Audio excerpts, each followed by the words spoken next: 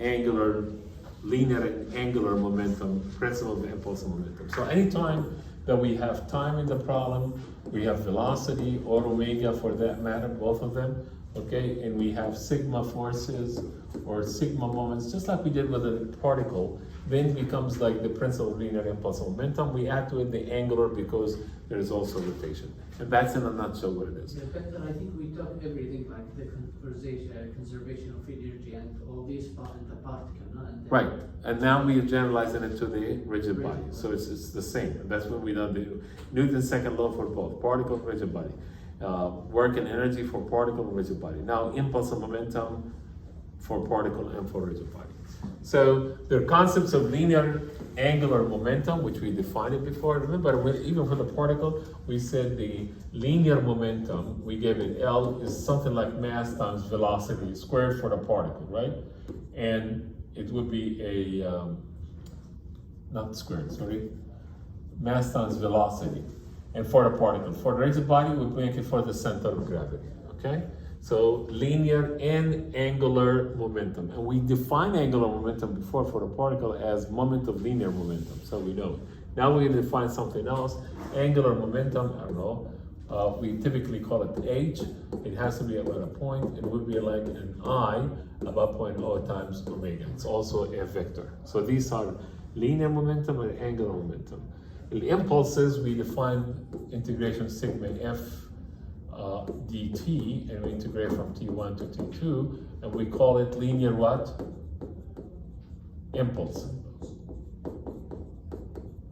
And we define likewise also if we have sigma moments about say 0.0 times dt and integration from t1 to t2, and we define it as angular impulse. Okay? So that's what it is in a nutshell. Good application, International Space Station, as you can see. Space Shuttle, no longer. Now we have SpaceX and other vehicles that get up.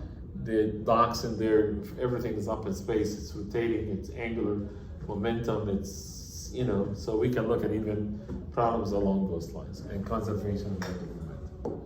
Let's look at this one. The angular momentum of a rotating two-dimensional rigid body about its mass center of G.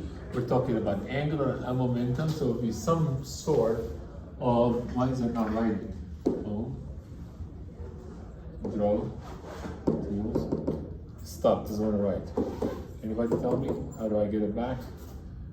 Change to read only. I think you have to read out and then read it. We shall do that. But why is it doing it though?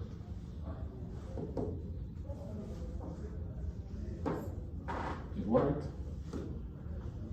Okay, the angular momentum. So angular momentum, it cannot, this is linear momentum, so that's not right.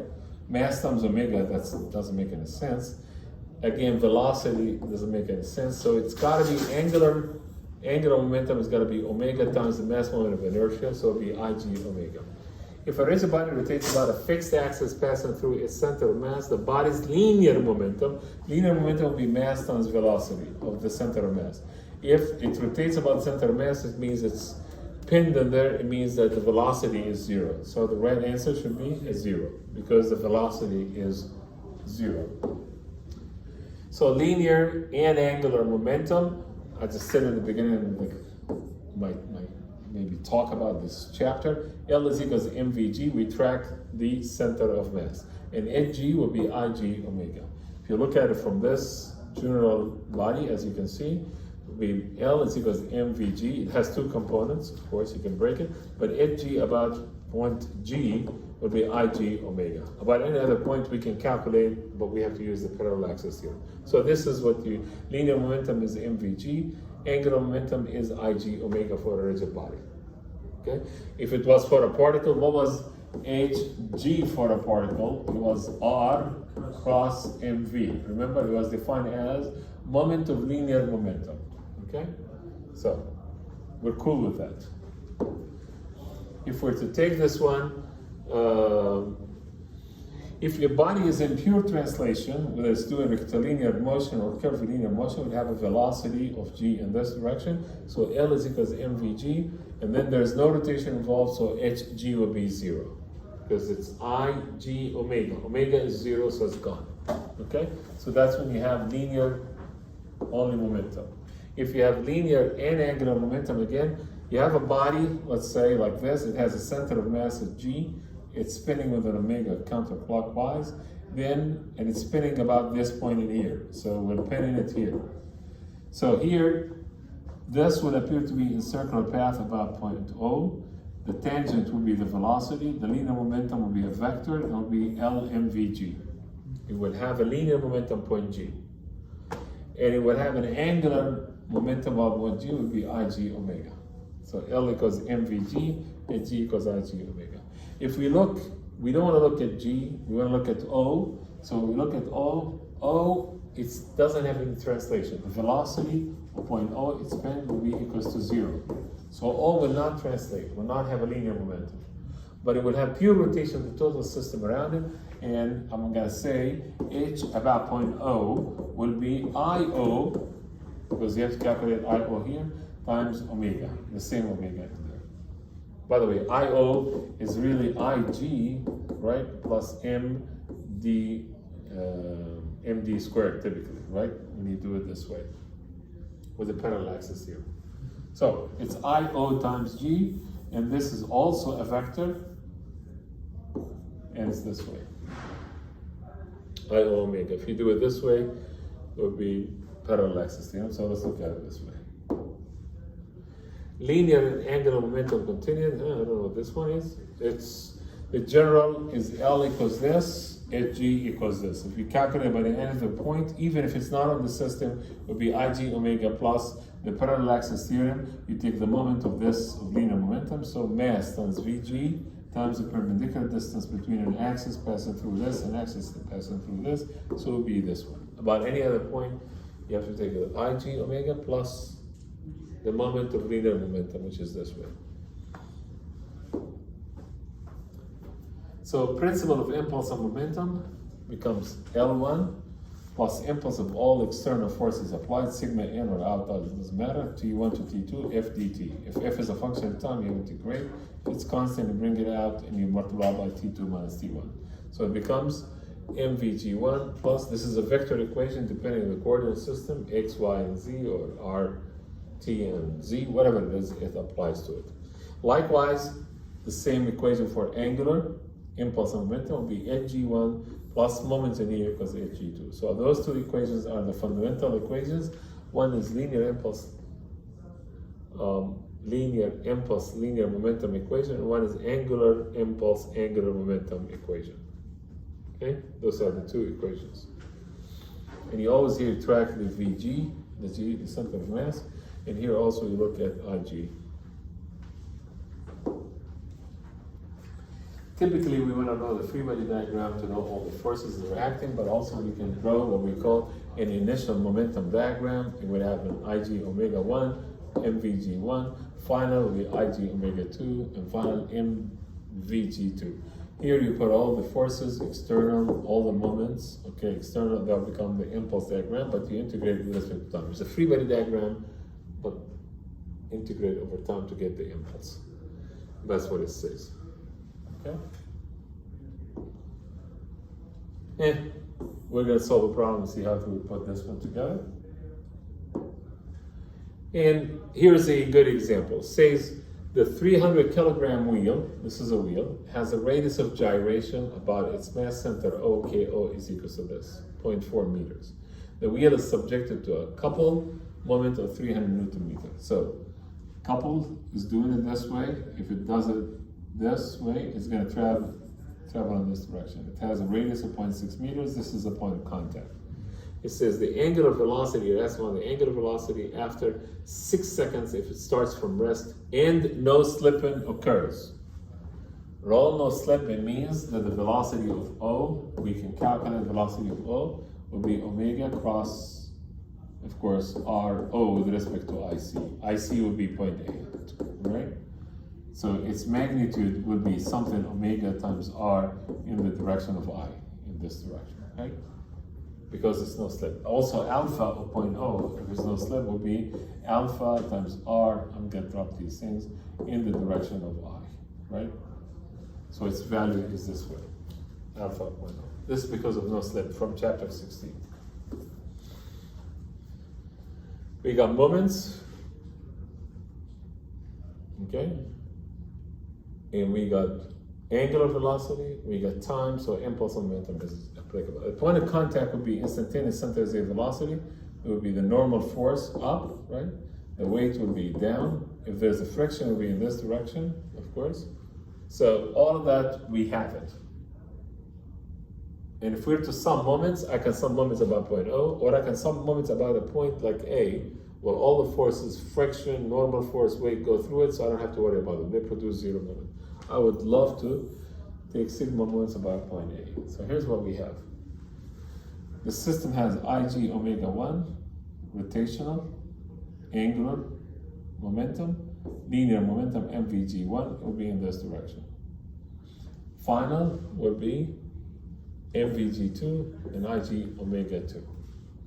What happens here in terms of like impulse diagram, both linear and angular, mass, the moment was constant, times time, it gives you that angular impulse. Weight times t, n times t, f times t, all of these impulses. But if you're smart, you sum moments about point A. This one goes through it, this one goes through it, this one goes through it. I don't need to even include them in the calculation. The only one that survives is this. So, and from the kinematics, roll, no slip, it means the velocity here relates to omega 2 through this, r omega 2. It starts from rest, remember? So omega 1 is 0. If it starts from rest, Vg is 0, 1, omega 1 is 0, so it becomes 0 plus 0, just to account for both, translation and rotation. Plus, the work done by all the moments, moment is constant, t minus 0 is t, so it becomes mt here. That's the integration of moments dt, okay? Equals to Ig omega 2 is 1, and then the MVG2R is the other one here. Omega 2 and Vg relate. So the only unknown, if you look at it, is really here, only omega 2. Everything else, if I look at Ig, it's Ko squared times m, okay? So if you clean it up, it becomes omega 2 is this. You plug all the numbers, 300 Newton meter times 6 seconds, 300 mass kilograms, and the R is 0.6, and the Ko is 0.4. So the answer becomes 11.5 seconds. Radian per second. That's it. If a slam is rotating about its center of mass G, its angular momentum about any arbitrary point P is its angular momentum computed about G. So G is here, the mass center, so Ig will be here. If you want to get I about P, it has to be Ig, parallel axis theorem, plus you add to it, of course, the moment, which is R times mv. So you would add to it a positive quantity, so it should be bigger, right? So larger than is the answer. About the mass moment of inertia about a point, center of gravity is the minimum. Anything else when you calculate about it, it adds to it, just like the parallel axis theorem too. The linear momentum of the slab in question 1, the linear momentum, is it constant, increasing linearly with time, 0, decreasing linearly with time? It's not increasing or decreasing, it's not constant, it's 0. Why? We're saying linear momentum. Linear momentum is mass times velocity of g. This is pinned in here. Velocity of g is equals to 0, so this linear momentum should be equals to 0. Somehow we managed to do this rather nicely.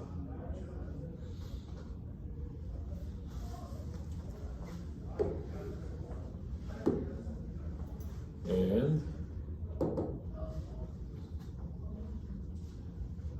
that's what stands behind us, between us, and finishing the chapter 19. If we talk about principle of linear or angular impulse and momentum. Then we can talk about also conservation of momentum. When those moments, when those forces, external forces, they go to zero, they're not there basically, then it will be conservation of momentum.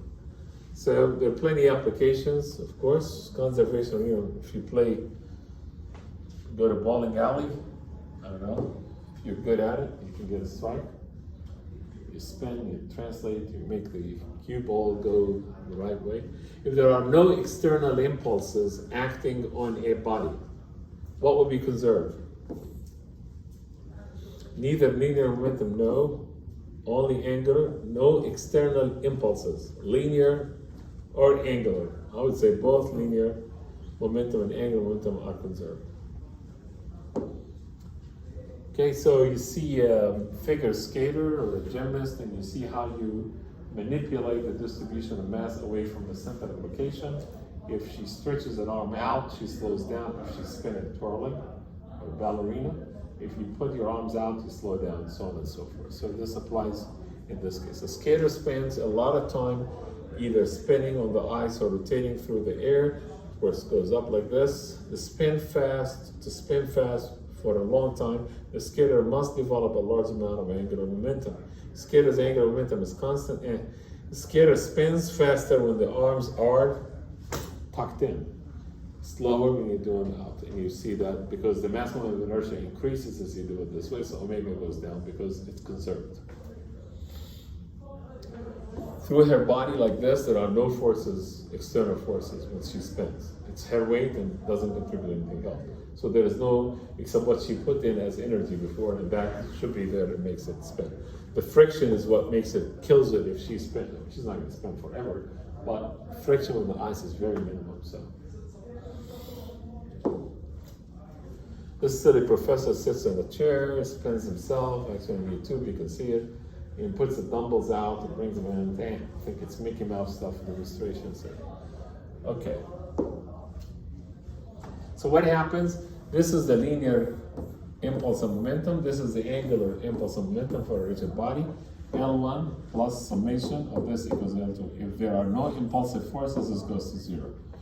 This is mvg1, mvg2, and if there are no linear impulses, also this goes to zero. If the sum, we can see this one. So this becomes conservation of linear momentum. If you do the angular momentum, hg1 plus this equals hg2. If no moments is there, then it becomes conservation of angular momentum.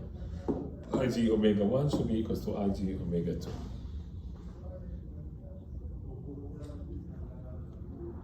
Of course, we can use it between the two systems and make it happen. Procedure, this is the procedure. We're not going to worry about the procedure. We're going to solve one problem and make it happen, hopefully. Given a 10 kilogram wheel, this represents your car going over a speed bump in Saudi. It's a small little hump that you have to get over. The higher it gets, the more less skirt, the more it becomes a pain in the neck. Okay, to go over. We're going to look at a little bit of fun with it. So your tire, your wheel is coming. The bump here is like a vertical wall, small little bump. It's about 3 centimeters. Your tire has a radius or whatever this one is 0.2 meters, and the VG is here. Okay. So this is a 10 kilogram wheel. Ig equals 0.1, we're given Ig calculated. Rolls without slipping. So the point of contact is the instantaneous center of zero velocity. We know that the velocity of G would be equal to omega r. So we know that right off the bat. Okay?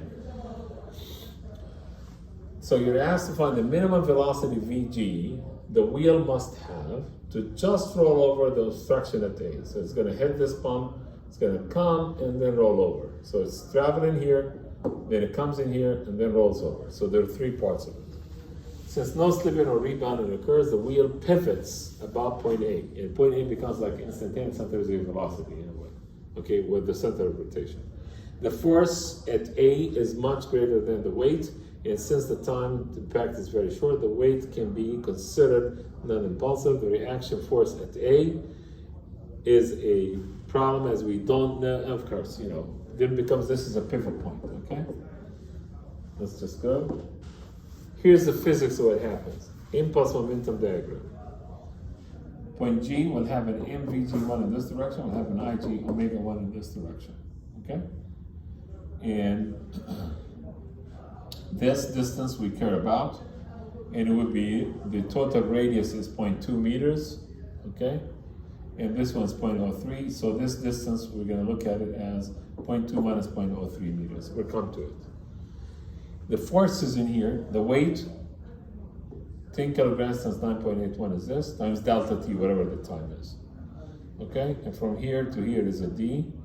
You try to get it over the hop. At this point in here, it will be, the force is F in here, dt. The weight is non-impulsive, we didn't take it. This is an angle theta. We'll come to this for a little bit. So here's what happens as it gets over this. It's gonna pivot here.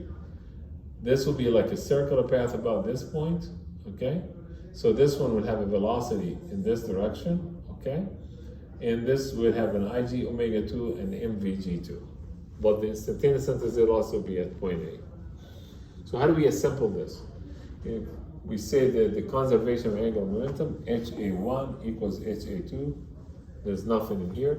So before, the arm is R prime times mvg gives me this one, mvg1. The rotation is Ig omega 1. So those two parts are obvious.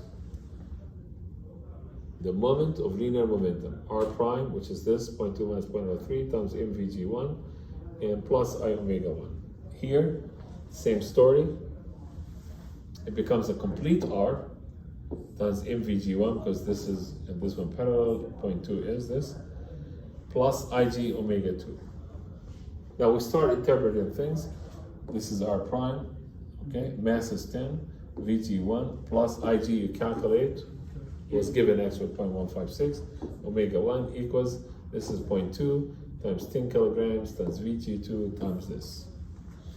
The no slip condition says omega will always Vg over R, or Vg equals omega R, okay? So it was given 5, whatever it is, 5 Vg. So if you solve, you put Vg2 and Vg1 in this one. Those are the two things unknown. Done with that, we got the relationship. Now if you do the conservation of energy, and for that we want to see what Vg1, okay? Here's what's happening at it. This is position 2 when it pivots here, and position 3 when it clears. So we can do T2 plus V2 equals T3 plus V3. And 1/2 times the mass times velocity g squared 2 plus 1/2 the I omega 2 squared. So this is only in 2 before it rolls off. Okay? And you put the datum as it pivots here. So the energy will be 0, potential energy, that makes it 0, equals to. As it clears and makes it over this one, we'll assume that it's gonna stop, so it doesn't have any more roll, it doesn't have any more translation of motion, so the kinetic energy goes to 0, but then the datum is, the potential energy is 98.1 times 0.03. Okay? From here you can solve for Vg1 equals 0.729 meter per second. I would not bring you an example like this. It's just to show, I don't want to say this would not be something I would ask you all, but there's some concepts. Here's a good concept. A slender rod M is at rest. If a bullet mass M is fired with a velocity VB, the angular momentum of the bullet about point A just before impact is. The bullet is a particle. So its angular momentum would be like moment of linear momentum, right? Its linear momentum would be the mass of the bullet, right? Times the velocity of the bullet. And you take, this is its linear momentum. Moment of linear momentum multiplied by, it would be embedded here by 0.5 again here. So it would be 0.5 times mass of the bullet times velocity of the bullet. Is there one of them? This is VB squared wrong, so it's like energy. It's not a zero. MVB is wrong because that's linear momentum. This is linear momentum times the arm 0.5, so A is the correct answer. Because momentum, linear momentum, this is part of it. For the rod in question 1, the angular momentum about point A of the rod and bullet just after the impact would be. So, angular momentum about point O. Okay? Let's make it for both. Bullet, right? Plus rod. For the rod, and we want it about point A. For the rod, we know I about A should be equals to 1/3 ml squared. About G is 1/12. About one of its ends is 1/3 ml squared. This is I for the rod about point A. And its angular momentum would be IA times omega. So if you multiply this one by, if you multiply 1/3 m, is it L squared? What was L?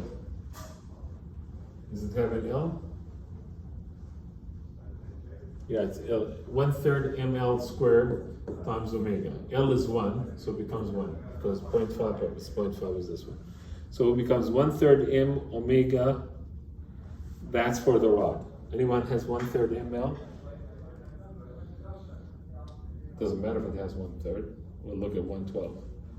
The rod in question, angular momentum about A of the rod and bullet just after. Okay, well, I mean, this is if I do it about this. But if I do it about point G, it would be 1/12 m L squared times omega, right? Let's keep it about G, but that's A.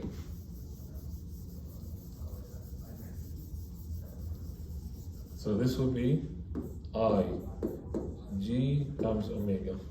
For the bullet, it would be what? Mass of the bullet. This is capital M, by the way, because the rod has capital M. The bullet would be mass times its velocity, right? Yes. And times 0.5. And its velocity would be omega times 0.5. So let's see. One has 1/12 m, 1/12 m omega 2. There's one here. And for the bullet, 0.5 squared for the bullet, 0.5 squared موجودة times omega 2 times the mass, so this one is correct. What's missing is this, and yes, it should be there, because we did about IG. You have to use the parallel axis theorem, and it'll be the mass times r squared times omega 2. So the right answer should be C. By the way, if you combine these things, will give you also 1/3 capital M times omega 2 plus the bullet, which would be 0.5 squared omega 2. Either one of them will give you the right answer. That is the impulse and momentum, angular impulse and momentum. We put all things together, mushed it with time, angular velocity, linear velocity, all the mass center, all of it. You got the concepts in here. And here's what I would do. Maybe I'll get again. I wanted to get a slide insert and a new slide. And look what we need to do. Hear me out. Yes. On Tuesday, anybody want to give me the Tuesday, the date? Tuesday will be July. Anybody? Tuesday. I think it's gonna be August. 2 August. July. No, the coming up week. July or August will be? Yes, 2nd of August. Oh, sorry, August. Yeah. August what? July. Sorry, my bad. August what? August 2nd? Yes. That would be the last class. Okay? Would be midterm 2.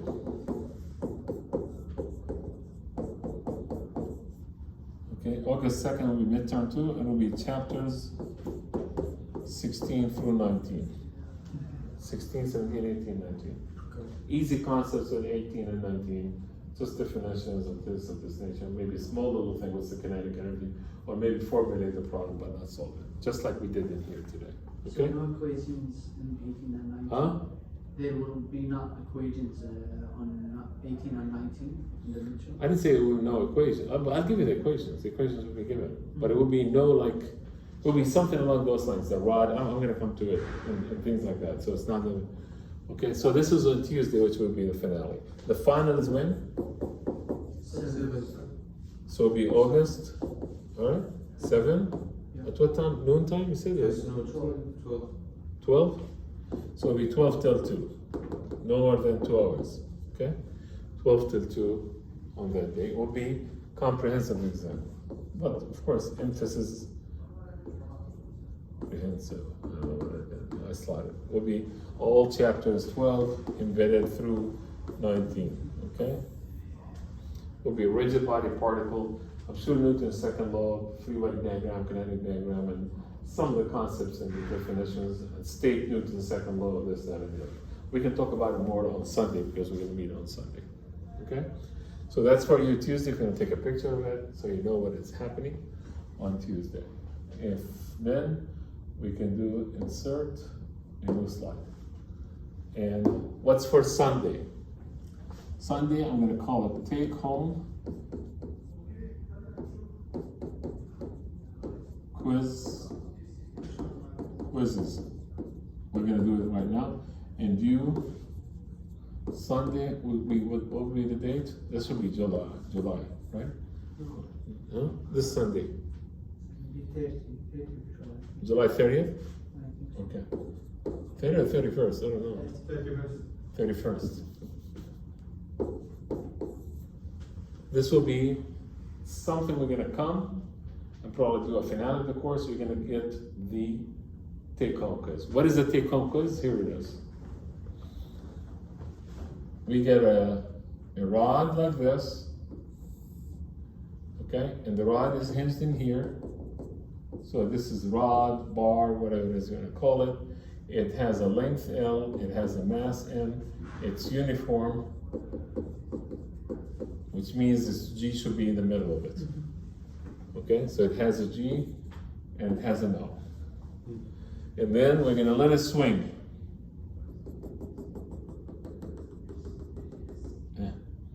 Okay, well, we're going to let it swing by an angle what? Theta.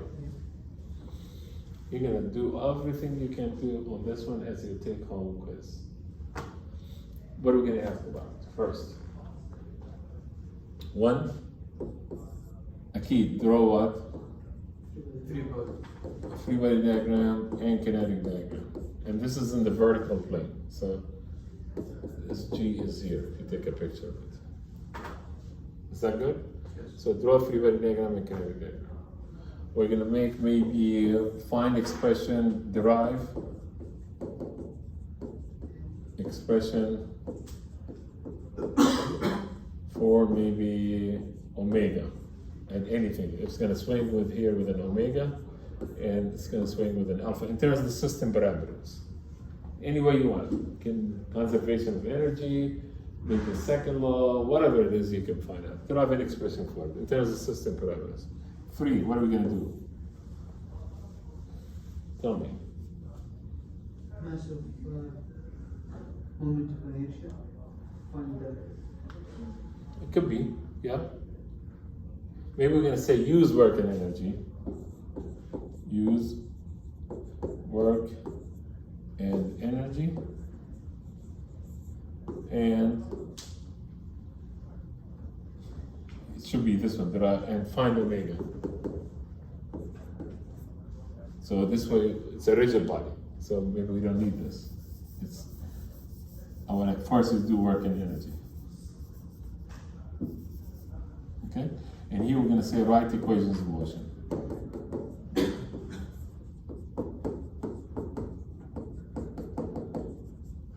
And here we're going to say write expressions. What is O, N, and OT? When this one swings, we'd have a tangential normal component. So on this picture, it would be, of course, the The normal direction is in this direction, and the T direction will be here perpendicular to it. So you're gonna find OT and ON. Okay? What else am I gonna do? We're not gonna add any impulses, but this will be, you bring it on Sunday. Shouldn't take you more than 15 minutes, 10 minutes to just jot it down into a free body diagram, a kinetic diagram, write equations of motion, use work and energy to find omega, which is the angular velocity, and from Newton's second law, find me what's ON and OT at the pin in here. If you remove it, what are the reaction forces of those two directions? Would that be good? You at the beginning of class. And on Sunday, I'll bring you all your work, that's not a promise, okay? And the quizzes and the tests and stuff, and we'll take that one. We'll talk a little bit about maybe the midterm, maybe catch up on what's next after dynamics for you. And I'll make it a shorter class, and on last Tuesday will be, really, if you study for the midterm too, you should be set for your final. So it'll be like the rehearsal for the final. And it's not the end of it. I'm gonna say I enjoyed the class, I'm still enjoying the class. I had a little bit of confidence, at least with my wife. So So I hope that she was is it gonna be at 2 or 3? Huh? Is it gonna be at 2 p.m. or 3 p.m.? I guess let's do it earlier, 2 p.m. Is that okay with everybody? Yeah, so we can do it. So Sunday class will be at 2. It will be a shorter class, okay? Get your assessments back and stuff and whatever. And then on Tuesday, no Thursday, of course. On Tuesday will be just only the midterm. We'll do it just about an hour midterm. Maximum could probably last 75 minutes. And we'll be done. Okay? All right, guys. I'll see you. Thanks for hanging in there for about 2 hours. I know it's not easy, but we did it.